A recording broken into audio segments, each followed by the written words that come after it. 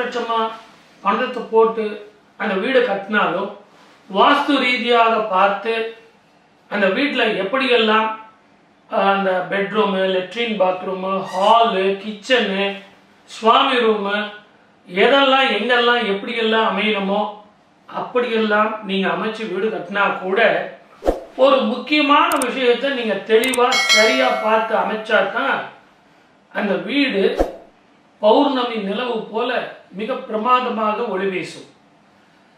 அது என்ன அப்படின்னு கேட்டீங்கன்னா, ஒரு வீட்டினுடைய தலைவாசல் ரொம்ப ரொம்ப பிரதானமானது. இந்த எஞ்சான் உடம்புக்கு தலையே பிரதானம் இல்லைங்களா? இந்த தலை இருக்கிறதுனால தானே கர்மேந்திரியங்கள் 5 சரியா இருக்கிறதுனால தான் நான் நல்லா பார்க்குறேன், நல்லா நுகர்றேன், நல்லா பேசுறேன், நல்லா கேட்குறேன் இல்லைங்களா? ஸ்பரிசம்